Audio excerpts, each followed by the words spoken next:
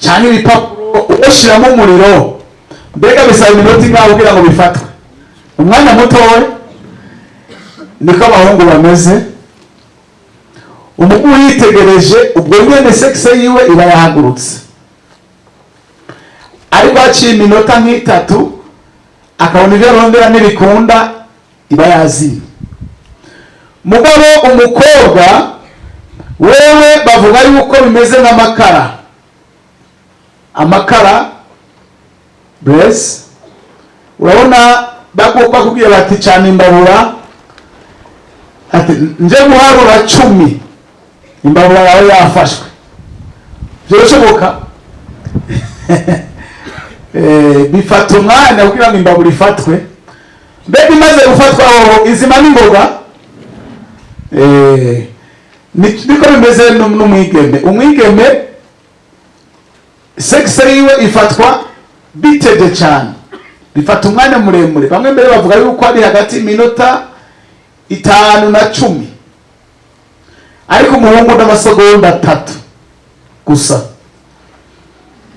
Hanyuma mugabo umuhungu sexe yiwe izima inyuma y'umunota umwe, ariko umukobwa sexe yiwe izima inyuma y'isaha. N'abantu rero batandukanye. Biboneka rero yuko ari ikintu kizira gufyinisha. Yaba umuhungu kirazira ikaziririzwa gukinisha sex, yaba umukobwa kirazira ikaziririzwa gukinisha sex. Kuko ni kibazo kidasanzwe. Hanyuma ikindi kintu batandukanira ko abakobwa bakunda kwakira recevoir, mugabo abahungu nabo bakunda gutanga. Nukuvuga umukobwa akozwe muri mpa, umuhungu nawe akozwe muri akira. Abahungu barakunda gutanga cyane, bakunda gutanga amahera, bakunda gutanga ibintu bafise, bajanye n'umwigeme kabona ari mwene data, kabona afise amafaranga, bajanye mu modoka yumva yo muri hiritike, kandi nawe ngene atamahera afise, kuko niko akozwe. Kandi abakobwa barakunda kubikoresha, abantu umenga bariko barondera abahungu babaha ibintu n'abakizwa barimwo, kubera umukobwa ariko aremwe yumva umenga yoja kurondera umuntu yama muha ibintu, kuko niko akozwe. Abahungu nabo bamba barondera umuntu babiha, kuko niko bakozwe. Uwanditse igitabo yavuze yuko abahungu, murabona iyo mugiye kwa muganga murabona kata kantu bandika imbere y'izina ryanyu na kazingi kariko fresh, byerekana ngo umuhungu ibintu afise yifuza kubitanga. Hanyuma abakobwa nabo na kazingi kariko umusaraba hasi, ngira murabibona kwa muganga niko bamubandika. Kandi idani miroir nukuvuga ni cirore. Umwigeme wese ikintu cyose agikora yamanje kuraba akihweza neza. Ngira murabona najya mu rugo ugiye ukadodora uti yewe aba hano, hakitaba umwigeme aja gusohoka inyuma y'iminota 3 kuko amanza kuraba ingene yambaye. Ukazabona umukobwa apfa guturumbuka yitaba abantu baje, ucumenya ko uyo muntu atakirimwo, kuko si umukobwa kwija amakondisiyo. Umukobwa wese hagize uramutsa amanza akaraba ko yambaye, akaraba mu maso yameze, akaraba impuzu uko zimeze, akabona kwitaba. Ariko abahungu bo nta kibazo, ngira ngo naba yiyambariye ibutura gusa basohoka ati muvuga muri bande murondera iki, umukondo uri hejuru. kuko niko baremwe nta kibazo. Hanyuma rero nariko mvuga rero abakobwa bafite ukuntu bameze, bafite ibibazo by'ukwama bahabwa ibintu. Ibyo rero abavyeyi bamwe bamwe barakunda kubikoresha.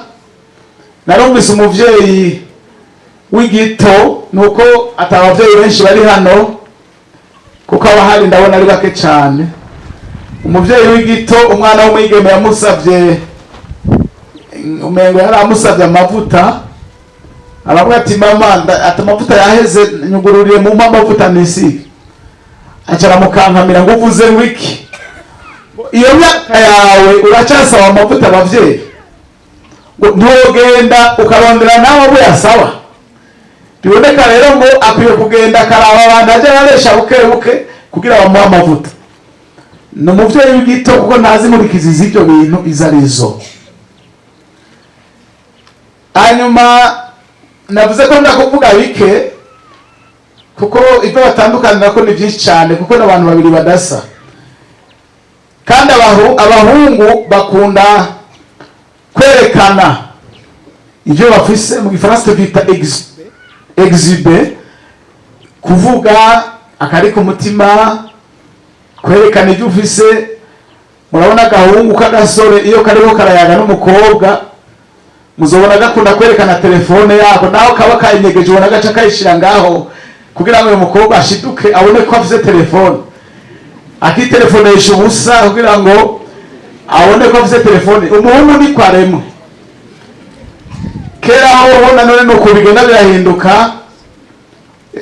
Umuhungu ubusore mu gucagura ubukobwa hari naho bwitabisha ubusa, akitaba ngwaro ngo muri abakozi banje bari hari ngo mukore neza, ariko aranguha kugira ngo usawe umukobwa ashiduke nuko umenga afise ibintu nawe atakintu na kimwe afise. Abahungu bameze uko, yumva umengo yomubwira vyose, yumva umengo yomubwira ibyo atunze, akaca amubwira inka afise, nuko kamubwira amafaranga afise, ukabona ariko akora mu mufuko akuraho ingodo azingura ngomba ngo musano wari amahera rero shango ngo hani hatari ngo ni 100 ngo biri ngaha ngo hari mareka tubandanye tuvuga. Abahungu bari muko donc n'abantu baguma berekana ibyo bafise, ariko abakobwa nabo bakozwe mu guhisha, cyo twita inibe. Ntibagomba kumenya ivyabo, ntibagomba ko bamenyekana, ntibagomba yuko umenya intege nke zabo. Mbere bibaye ngomba n'ibyo atunze ntagomba ko ubimenya, kuko niko baremwe. Kandi nabyo ni byiza, kuko ni byiza ko umuntu agendana akabanga kiwe. Mbega siko none murabona nk'igihe nk'umwana w'umwigeme ari mu bihe byiwe, murashaka gukorana ibikorwa, mukaririmbana, mugasengana, ntagendera avuga ngo aha rero ngo urabona ngo ndi mu bihe byanje. Abahungu ntibamenya n'ikintu, ariko ndibaza y'abo abahungu baja mu bihe byabo ngira ngo ariko barabivuga kwibarabara, niko baremwe, ni naturel. Bo ibyo rero ko mvuga utuntu batandukaniye ko ni byinshi cyane. Ibyo tushobora kuvuga no kuvuga noje ndavuga kimwe no mara umwanya munini, ariko sinifuza kumara umwanya munini cyane. Ariko nagomba rero mvuge ngo mwemera kuri ibyo byose by'ukuntu umwe ameze n'uyundi, mwemera none yofasha iki kugira ngo umuntu ashobore kubaho nubwo umwe wese aremuko. Mwemera afasha iki kugira umuntu agumane ubugororoka, kugira umuntu agumane umuntu w'Imana naho bimeze uko. Ntaraja kuri ico nagomba ikindi mvuga nuko burya umuhungu n'umukobwa bafite ukuntu umuntu wese afita uwo arabirako. Abakobwa barabira kuri ba mama, abahungu bakarabira kuri base. Ni ukuvuga iyo umugabo mu rugo ari umugabo w'igito, abahungu biwe nabo kenshi mu gihe batabaye abantu b'Imana nabo nyene babigito. Rero siko bimeze none. Nabone umugabo umwe yarongoye abagore babiri, abahungu biwe ubu bafite abagore babiri kuko babibone kuri se. Hanyuma hariho abakobwa nabo baraba kuri ba nyina. Hariho abagore b'ibito batubaha abagabo babo, ntibabakorera ibikenewe mu rugo, ntibabashuririza amazi, ntibabazanire uturibwa, ntibabamesurire impuzu. Mwese muracyabimuhira. Mugabo muri Swede umaze gushiza imyaka 18 ujuja kubana n'umwigeme mugakota inzu. Cyo gihugu Imana ziturinde ukibamo kwere. Ego aho hantu ni habi kabisa. Kuko abana b'imisore bose bajya mubona b'imiyabaga b'imyaka 18 19 baca baba ahantu bagakota inzu. Gaca hitana undi mugenzi we umwigeme ngo babita abasambu, bakasha bibanira nk'umugabo n'umugore. Cyenda maniyumva ingene abantu bokizwa biragoye cyane.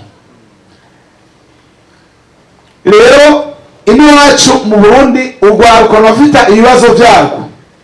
Mugabo kandi ari imiryango yacu tuvamwo, niyo miryango nayo nyene usanga ari kibazo, kuko mu muryango wawe urafite ukuntu ibintu bakunda n'ibintu banka. Ariko kandi no mu nzu ya so aho wavukiye, hajya papa wawe mama wawe ingene babayeho, ingene bakora, bijya navyo nyene ni ikintu kiza kuraba, ni ikibazo cy'ubuzima bwawe.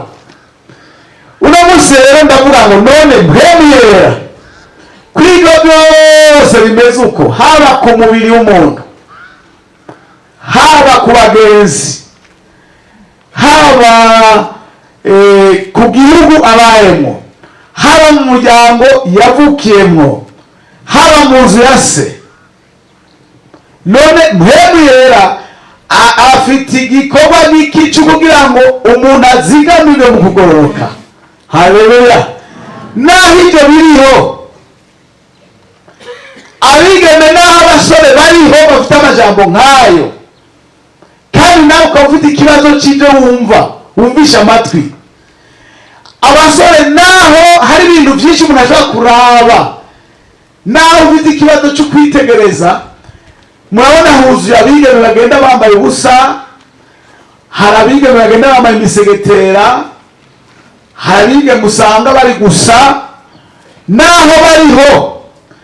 Mbega none abasore muzoja musambana mwese? Kizire katika jina la Yesu, kizire. Ngiyo mpemuyera rero, nukuvuga mpemuyera akuzigama. Haleluya. Akubuza gukora ibintu abandi bose bariko barakora, wewe ugashobora kubaho utariko urabikora. Yesu nashimye. Mwema akakugororera kubaho ubuzima bwo kudakora icyaha, kandi wamengo bafite uburenganzira, kandi wamengo biranashoboka. Mani dufashe cyane. Nico bituma umuntu adafise mpemu azokwamana ibibazo. Mbere ndavuga nti biragoye yuko umuntu yogira ubuzima bugororotse adafise mpemuyera. Mbere ntibinabaho no bivuga tibibaho vrema, kuko naho woshobora ibya sosiyete cyangwa ubaye, umubiri wawe uzogukubita hasi. Ego kabisa. Naho kwidadira kubwisoni n'ibindi, umubiri wawe ugashobora kuwuziriza, ariko abo mugendana bazokubwira intuna ujye ukora ibyo bakora. Imana idufashe cyane. None rero mpemu yera aragaheza giko. Ego kabisa. Aranzigama murabona ukungana. Ndakuze ko ndarenze imyaka 50. Bakoze ibyaha mbona, ariko jewe sinabikoze. Nararenganye. Barije amafaranga ndiko ndaraba, jewe ndagumana ubukene biranga ko ndayiba. Nuko barishimye, abantu barishima mbona bakigira gakomere bimbabura, ndiko ndabitegereza. kandi mwumva ibintu ariko yaribagurira nanjye mvise ibiruta ivyo kumbura, ariko mwumva jewe kubwampemurera aho nkwiye guma ndekereje. Haleluya, Yesu nashimye. Mwemu arakugota akugumiza ku rutonde rw'umwana w'Imana. Ego umubiri ugasara, Yesu nashimye. Umubiri ugasara kuko umubiri umeze nk'imbwa isara. Imbwa isazi irarya abantu bagahera bati ngaho murabise. Umubiri nikumeze kandi nta muntu adafise umubiri, nta muntu adafise umubiri ngaho ko mwavuze mu ndimi nta mubiri mufise muhenda nde, umubiri uraho nyene umubiri uraho yego irevre uko umuntu atera kura niko ubukare bw'umubiri buhera, kuko nk'uko twe turabatama turi ngaha nitwomera nka mwebwe kuko mwebwe muracari bato. Ariko nasanze umubiri n'umubiri. None rero ndavuga nti ni byiza yuko abantu bose bahagwa nk'emuyera kugira ngo bashobore kugendera mu kugororoka kw'Imana. Yesu nashimye. Umubiri ufise nk'emuyera, umubiri uzowugota kandi bizokunda. Uzohaguruka uwo mubiri wawe wumve wahagurutse, mugabo uvuga uti wa mubiri we ndakubariye mu izina rya Yesu, tekereza kuko ndegeza nguma ndi umuntu w'Imana. Haleluya, tekereza ntunyambike ibara kuko jewe ndi umukozi w'Imana. Haleluya, ego kabisa. Ndabona uwundi muntu ari umushefu wa groupe, turiko turayaga hati umukozi w'Imana ati ntabara nibara, ati umushefu wa groupe nka jewe umubiri ukagomba ko zambana, ati ryo nibara, ati ndawubariye nitoka yariko aragwana, hati umushefu wa groupe nka jewe, hati umubiri ndaco wibanga. Ati narase. Amen. Kandi yarashoboye guhagarara n'uno munsi n'umuntu w'Imana yama ariko aragwanya kameremere. Pawulo akavuga ngo ngwanye umubiri nka wendura umuja kugira ngo namara kwigisha nanjye sinze mureke ko ndembewe. Ni kuki duhimiriza abantu kuzura mpemu yera? Ni ukugira ngo uhereye ku mibiri yabo igotwe. Haleluya.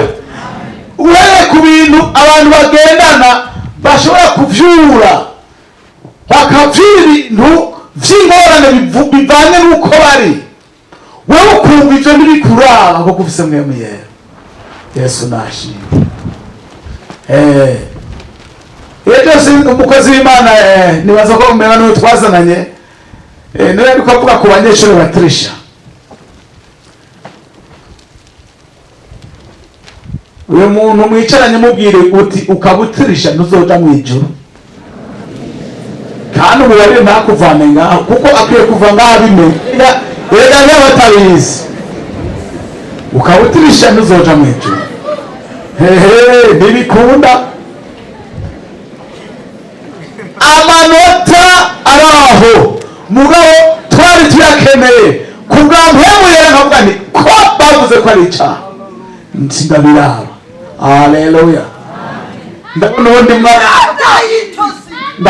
mwana acara ati ni ukuri mukozi w'Imana, ati jewe sinzi ko nakoze nabi, ati nariko ndakora interrogation, atigeze ku kibazo ca choix multiple.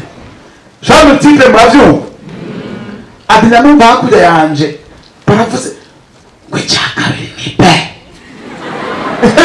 Ati nja ndacumba kinguye mu gutwi, ati naciye ndagiheba. Ati ko bakivuze ntacumva iryo nota ndarihevye.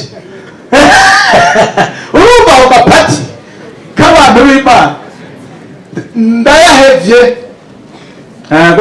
Ko bakivuze ntacumva ntaracandika iryo nota ndarihevye, kandi azaraheje amashuri. Uwo ni mpemu yera. kandi umubwiye ngo bari kucandika kubarira ati ndacanditse nkabura amahoro, kubura amahoro mbitamo nafise ayo mahera ayo manota. Nukuvuga abo bose mubona mwicaranye batirisha mu ishuri uno munsi bariko biba amanota, ejo bazokwiba amahera. Rindira umuntu atirisha ico ahambije. Uno munsi abadirekiteri b'amashure kubera ko mu mashure yabo batirisha, uno munsi barashaka kurungika ibiharuro muri ministeri ngo mfise abana 200 kugira bamuhe amanota, bamuhe amahera nako, kuko amahera baca bagwiza n'umwana n'abana bafise mw'ishuri aba yaratirisha. Wewe utayatirisha wowe bishobora?